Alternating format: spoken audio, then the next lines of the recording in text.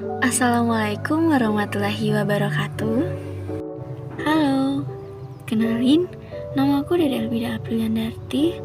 Aku adalah student majoring in law at Bengkulu University dengan NPM B1A 021156. Now, I will tell you about the historical development of international law. Bagaimana sih sejarah perkembangan hukum internasional itu? So, tonton terus ya sampai akhir. Secara sederhana, sejarah perkembangan hukum internasional itu terbagi ke dalam dua zaman, yaitu zaman klasik dan zaman modern.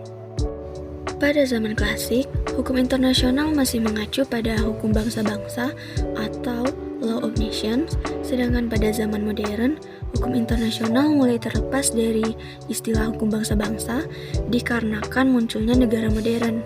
Sehingga pada zaman modern, hukum internasional mulai mengacu pada istilah hukum antar negara dan hukum internasional itu sendiri. Hukum internasional sebenarnya terbentuk dari kebiasaan-kebiasaan internasional yang telah diakui secara universal, kemudian dikristalisasikan sebagai suatu kaidah hukum. Terdapat beberapa bangsa atau massa yang memiliki sumbangsi besar terhadap perkembangan hukum internasional. Yang pertama pada masa India kuno, di mana hubungan antara para raja dan bangsa telah diatur oleh suatu kebiasaan. Di antaranya mengenai kedudukan dan hak istimewa dari utusan raja, yang saat ini kita kenal dengan istilah hukum diplomatik.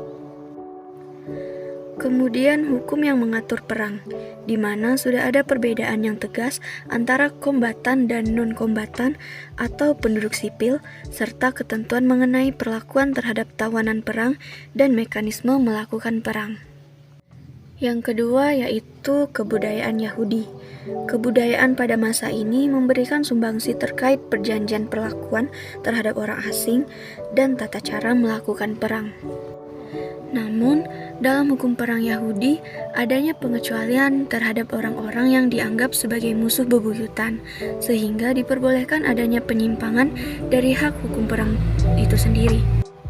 Selanjutnya ada kebudayaan Yunani, di mana pada masa itu dikenal adanya negara kota atau city-state. Hubungan di antara negara kota tersebut kemudian disebut hukum intermunisipal. Hukum intermunisipal merupakan kristalisasi adat istiadat atau usage yang menjadi hukum yang diakui oleh hubungan di antara negara kota tersebut. Sebagai contoh, yaitu ketentuan yang tidak dapat diganggu-gugat, yang ketentuan di dalam peperangan, dan adanya pernyataan terlebih dahulu sebelum melakukan perang. Sumbangan kebudayaan Yunani yang paling berpengaruh bagi perkembangan hukum internasional adalah konsep hukum alam yang mengatakan bahwa hukum yang berlaku secara mutlak di mana saja yang berasal dari akal manusia atau nalar manusia. Yang keempat yaitu kebudayaan Romawi. Konsep hukum alam yang bermula di Yunani kemudian diteruskan ke Roma, dan bangsa Romawi lah yang menyebarluaskannya. Pada masa ini, hukum internasional tidak mengalami perkembangan yang pesat. Hal ini dikarenakan masyarakat dunia hanya berada di bawah satu imperium saja, yaitu Imperium Romawi. Pada saat itu, selain masyarakat Eropa Barat, terdapat pula masyarakat besar lainnya, yaitu Kekaisaran Bizantium dan dunia Islam. Taktik diplomasi yang dilakukan Kekaisaran Bizantium pada masa itu memiliki sumbangsi besar terhadap perkembangan hukum internasional, sedangkan dalam dunia Islam, sumbangsi besar yang dilakukannya adalah terkait hukum perang. Abad Pertengahan, yaitu sekitar abad 15 hingga 16. Pada abad ini mulai terjadi konsep sekuler bagi negara modern dan independen. Di antara tokoh yang membahas masalah sekularisasi ini yaitu John Bodin, Machiavelli, dan Thomas Hobbes. Perhatian utama pada abad ke-16 mengenai hukum perang antar negara.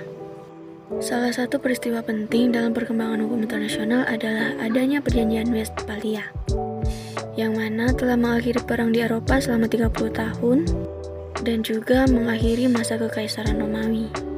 Kemudian pemisahan kekuasaan negara dan pemerintah dari pengaruh gereja, dan lahirnya negara merdeka. Hugo de Groot menjadi salah satu ahli di bidang hukum internasional. Beliau melakukan pemurnian di hukum alam berdasarkan pada rasionalitas akal manusia. Beberapa pandangan beliau diantaranya De Jure Belli Species pada tahun 1625 terkait hukum perang dan perdamaian, serta Mare Liberum pada tahun 1609 tentang doktrin kebebasan di laut. Kemudian pada abad 18 hingga 19, di mana aliran positivisme semakin menguat bila dibandingkan dengan hukum alam.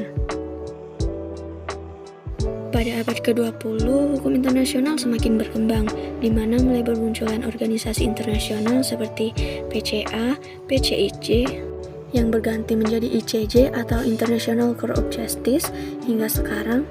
Ada juga LBB, PBB, dan ILO.